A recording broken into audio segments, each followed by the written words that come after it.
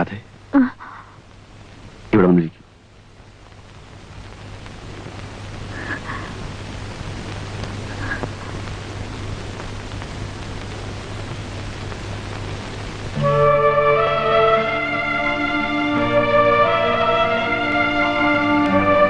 ഞാനിന്നൊരു ചലനശേഷി നശിച്ച മാംസപിണ്ഡം മാത്രമാണ്. സ്വയം മരിക്കാൻ പോലും എനിക്ക് കഴിയില്ല. നിനക്കെന്നെ മരിക്കാൻ സഹായിക്കാമോ? എന്റെ പൊന്നല്ലേ, എന്നോട് ഇങ്ങനൊന്നും പറയരുത്. എങ്കിൽ മറ്റൊന്നും ചെയ്യാമോ? എന്റെ മനസ്സമാധാനത്തിനും നിന്റെ നന്മയ്ക്കും വേണ്ടിയാണ്. പറയൂ. നീ വീട്ടിലേക്ക് പോയിക്കോളൂ. നിനക്കൊരു ജീവിതം തരാൻ എനിക്ക് കഴിയില്ല. കഴിവുള്ള മറ്റൊരാളെ കണ്ടെത്താൻ എളുപ്പമാണ്. ഇല്ല സുഖേട്ട, ഞാൻ എങ്ങും പോവില്ല. പണ്ടൊക്കെ എനിക്ക് ആദ്യം മരിക്കണമെന്നായിരുന്നു. എന്റെ സുഖേട്ടന് മടിയിൽ തലവെച്ച് മരിക്കണമെന്നായിരുന്നു എന്റെ ആഗ്രഹം. ഇപ്പോഴങ്ങനല്ല. എന്റെ ചേട്ടൻ മരിച്ചിട്ടേ ഞാൻ മരിക്കും.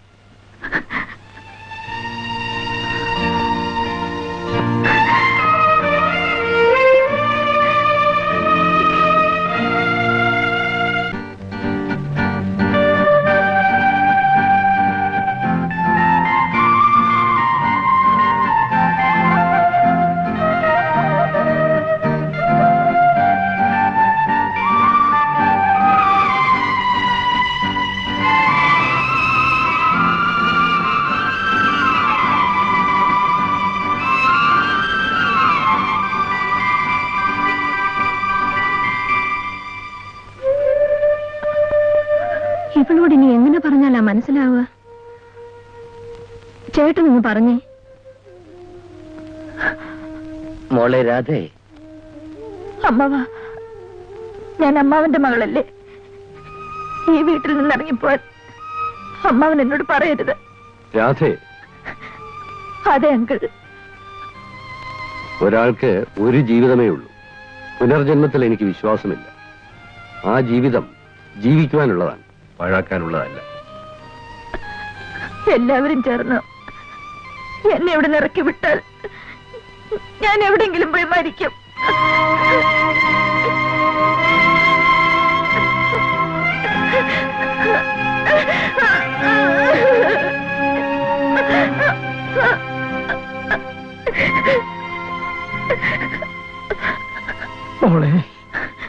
അച്ഛാ, ഞാൻ വരില്ല.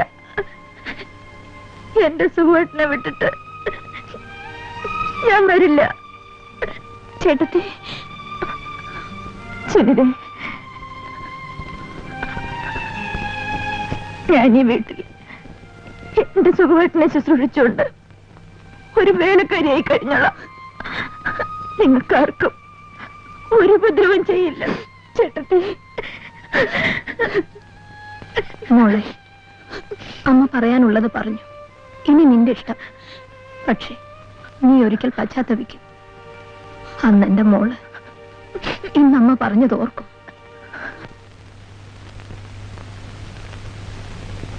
സുധി ന്യൂയോർക്കിൽ നിന്ന് വിളിച്ചിരുന്നു. എന്ത് പറയുന്നവൻ? സുഖമായി എത്തി. അവനാകെ അപ്സെറ്റ് ആണത്രേ. എന്തിനാണ് അപ്സെറ്റ് ആവുന്നത്? ഹോം സിക്ക് ആണെന്ന്. അവനെന്താ കൊച്ചുകുട്ടിയാണോ ഹോം സിക്ക് ആവാൻ? അച്ഛനെന്താ ഈയിടെ പട്ടാളത്തിലെ കഥകളൊന്നും പറയാത്തത്? ഓ, അതൊക്കെ എത്രയോ തവണ പറഞ്ഞ് സ്റ്റൈലായില്ലേ. അനേകം പേരെ അച്ഛൻ വെടിവെച്ച് വന്നിട്ടുണ്ട് അല്ലേ? പിന്നെ യുദ്ധമല്ലേ, കൊല്ലാതിരിക്കാൻ പറ്റുമോ? അച്ഛൻ അറിഞ്ഞുകൊണ്ട് മനഃപൂർവ്വം ആരെങ്കിലും കൊന്നിട്ടുണ്ടോ? ഒരിക്കൽ യുദ്ധകളത്തിൽ വെച്ച്. അതും എനിക്ക് ഏറ്റവും പ്രിയങ്കരനായ എന്റെ സുഹൃത്തിനെ. സുഹൃത്തിനെയോ? അതെന്തിനാണ് അച്ഛാ? ഞാനന്ന് മിലിറ്ററിയിൽ വെറും ക്യാപ്റ്റനായിരുന്നു. തോമസ് മാത്യു മേജറും. ഞങ്ങൾ ഉറ്റ മിത്രങ്ങളായിരുന്നു. കൊടും തണുപ്പുള്ള രാത്രി ഞങ്ങളുടെ യൂണിറ്റ് മലയടിവാരത്തിൽ ടെന്റടിച്ച് മൂവ്മെന്റിനുള്ള അവസരവും കാത്തു കിടക്കുമ്പോൾ നനച്ചിരിക്കാതെ ശത്രുപക്ഷത്തു നിന്നുള്ള അറ്റാക്ക്. തോമസ് മാത്യുവിന് വെടിയേറ്റു. ഒന്നല്ല, 2 കാലിലും വയറ്റെത്തും. യൂണിറ്റ് മൂവ് ചെയ്യാൻ ഞാൻ ഓർഡർ കൊടുത്തു. ചോര ഒലിപ്പിച്ച് കിടന്നു പിടയുന്ന സുഹൃത്തിനെ എന്ത് ചെയ്യണമെന്നറിയാതെ ഞാൻ കുഴങ്ങി. നിൽക്കാനും പോകാനും വയ്യാത്ത സ്ഥിതി. അവസാനം ഞാൻ നടന്നു. Shoot me Rajasekharan, shoot me before you move എന്ന എന്റെ പ്രിയപ്പെട്ട കൂട്ടുകാരന്റെ ദയനീയമായ അപേക്ഷ കേട്ട് ഞാൻ നിന്നു.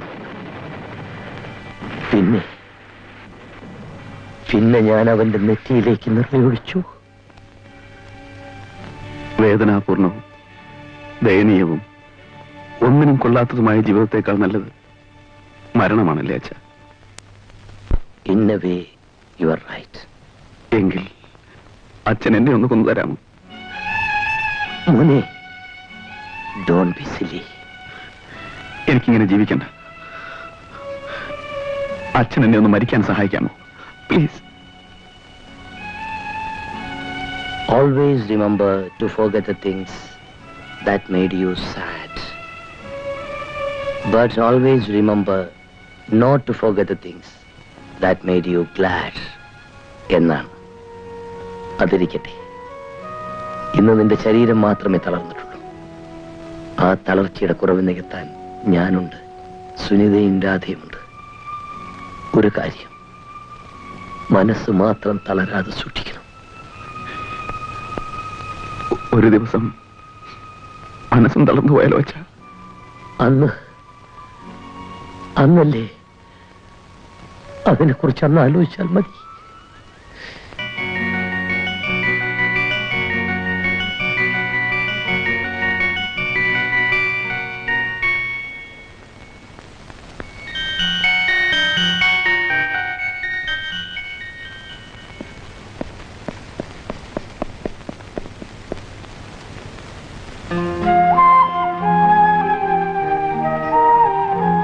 മാപ്പ് തന്നു എന്ന് പറഞ്ഞില്ല. മേലിൽ ഞാൻ ശീലാവതി എന്ന് വിളിക്കില്ല, പകരം അഹല്യ എന്ന് വിളിക്കാം. ശാപമോഷം കാത്ത് കല്ലായി കിടന്ന അഹല്യ ഓർമ്മയുണ്ടോ? എനിക്ക് ശാപമോഷം തരാൻ ആരാ വരുന്നത്? ആ പോവാൻ ചേട്ടാ.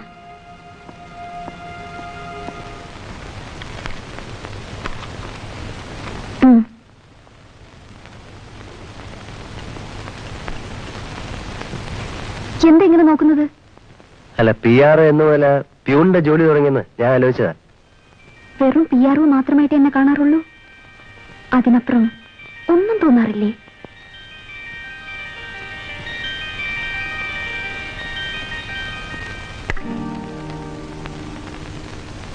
So let us come to the point. നമ്മൾ ഇതുവരെ നടത്തിയ ഇൻവെസ്റ്റിഗേഷൻസ് കൊണ്ടൊന്നും രാധയുടെ തലവേദനയുടെ കാരണം കണ്ടെത്താൻ കഴിഞ്ഞിട്ടില്ല. ചെയ്ത ചികിത്സകളൊന്നും ഫലിച്ചിട്ടുമില്ല. അങ്കിൾ പറഞ്ഞതുപോലെ സ്കാനിങ് മാത്രമേ ഇനി ബാക്കിയുള്ളൂ. അങ്ങനെയാണെങ്കിൽ why not we do that? Sudhi എന്ത് പറയുന്നു? ഞാനത് എന്നേ പറയുന്നു, ആരെങ്കിലും കേൾക്കണ്ടേ? ഓക്കെ, എങ്കിൽ വെല്ലൂർ CMC ആണ് ഏറ്റവും നല്ലത്. ഡോക്ടർ സുകുമാരനുണ്ടല്ലോ, ന്യൂറോളജിസ്റ്റ്, എന്നെ വളരെ അടുത്തൊരു സുഹൃത്താണ്. I will give him a letter of introduction. അച്ഛാ, ഒരു 2 ആഴ്ച കൂടി കഴിഞ്ഞിട്ടായിരുന്നെങ്കിൽ. എന്തിനാ? എക്സാം മറ്റന്നാൾ തുടങ്ങിയല്ലേ? ആരെങ്കിലും ചേട്ടത്തിയുടെ കൂടെ പോകണ്ടേ? ഞാൻ പോവാ. രാജ, നിങ്ങളൊരു ഹാർട്ട് പേഷ്യന്റ് ആണ്. ഈ നീണ്ട യാത്രയും സ്ട്രെയിനും ഒന്നും നിങ്ങൾക്ക് പറ്റില്ല. അമ്മവ, അതിന്റെ ഒന്നും ആവശ്യമില്ല. ഏതിന്റെ? ഈ വെല്ലൂർ പോക്കും ചികിത്സയും വേണമെന്ന് ഡോക്ടർമാര് പറയുന്നു. എങ്കിൽ ഞാൻ അമ്മയെ വിളിക്കാം. ഞാൻ അമ്മയോട് പൊയ്ക്കൊള്ളാം. മോളെ, നിനക്കൊരു ചെറിയ ചികിത്സ ആവശ്യമാണെങ്കിൽ അത് ചെയ്യേണ്ടത് എന്റെ കടമയാണ്. ഈ കുടുംബത്തിന് ഉത്തരവാദിത്വമാണ്.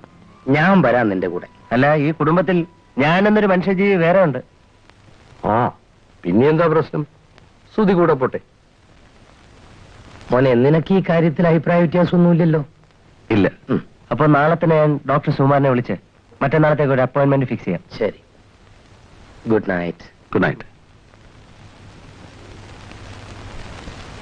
ഇങ്ങനെ വിഷമിക്കാനൊന്നുമില്ല, എല്ലാം ശരിയാവും. Good night.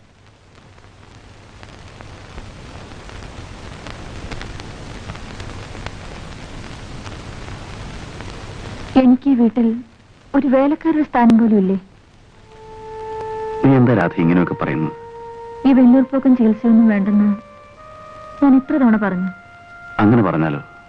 നിന്റെ ഈ മാറാത്ത തലവേദന. ഓ, തലവേദന ഞാനല്ലേ സഹിക്കുന്നത്?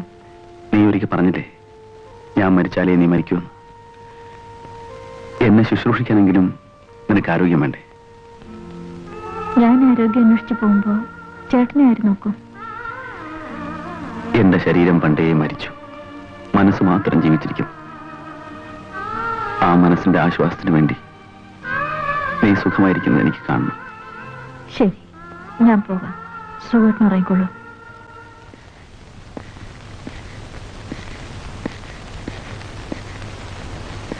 മാഡം, ഞാൻ ഡ്രൈവ് ചെയ്യുന്നെങ്കിലും ഡ്രൈവറൊന്നുമല്ല കേട്ടോ. ഇങ്ങോട്ട് കയറിക്കേ.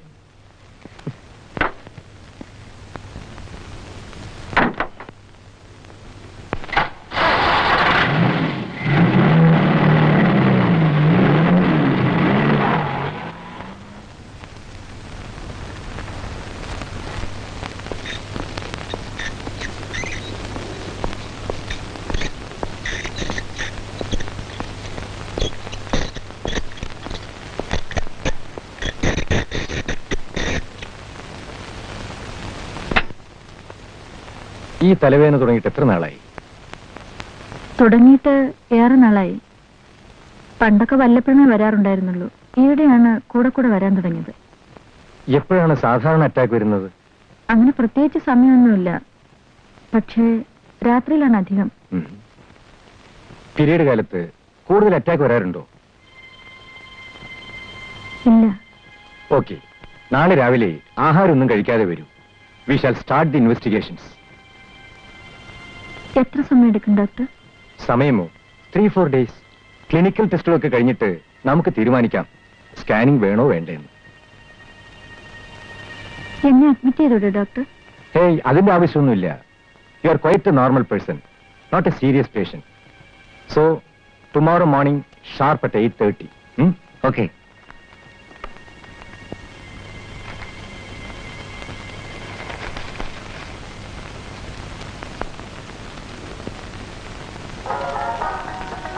Excuse me. Yes, Can you give me 2 single rooms?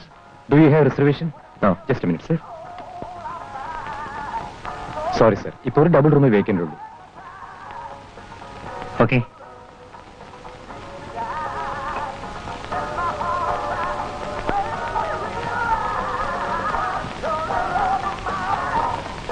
വരൂ. Key, please.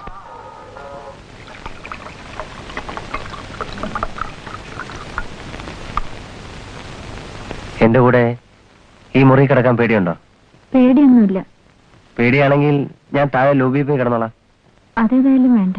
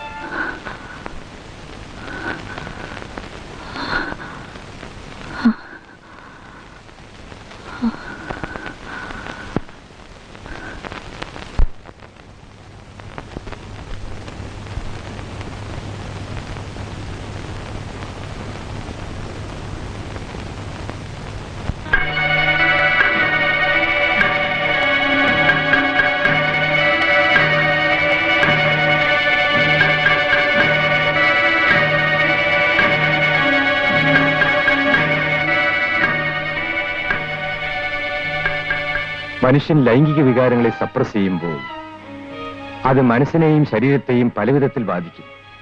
ഇത് അതുപോലത്തെ ഒന്നാണെന്നാണ് എനിക്ക് തോന്നുന്നത്. അല്ലാതെ മറ്റൊന്നും ഞാൻ കാണുന്നില്ല. ഏതായാലും ബാക്കി ടെസ്റ്റുകൾ കൂടി കഴിയട്ടെ. ഓക്കെ ഡോക്ടർ, ഞാൻ പറ്റേ വരൂ.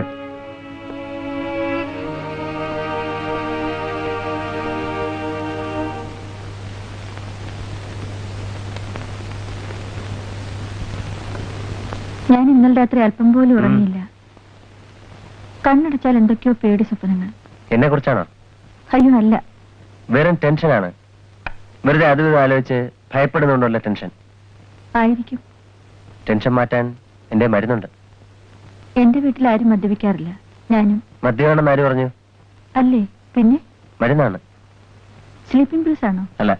പിന്നെ ഞാൻ പറഞ്ഞില്ലേ ടെൻഷൻ റിലീവർ ആണെന്ന്. എങ്കിൽ തരൂ.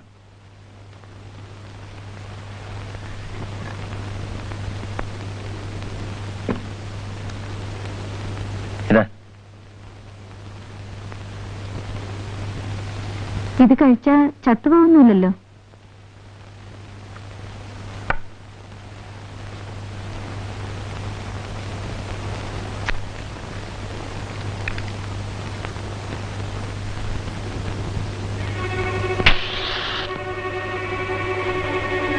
മരിക്കാൻ പേടിയാണോ?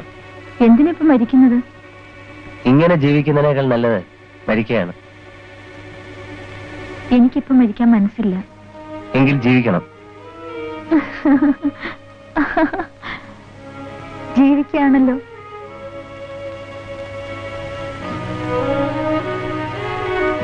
എന്തിനെങ്ങനെ കുടിക്കുന്നത്? അല്പം കുടിച്ചു നോക്കുന്നോ രുചി അറിയാൻ? ഇല്ല.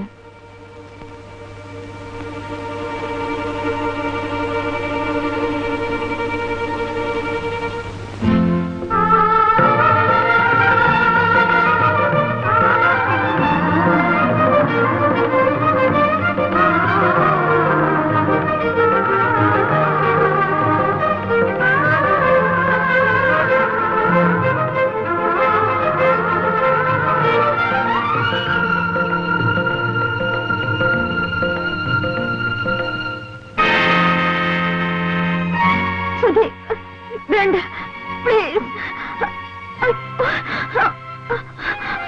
അയ്യോ,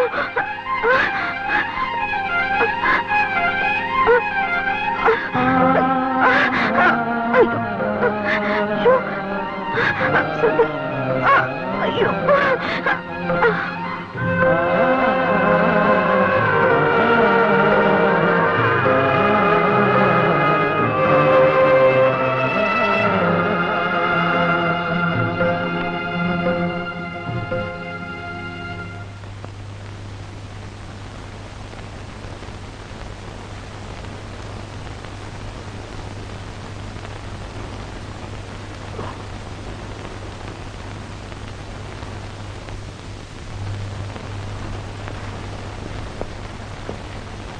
വേഗം തയ്യാറാവും. മണി 8 ലേറ്റ് ആവണ്ട.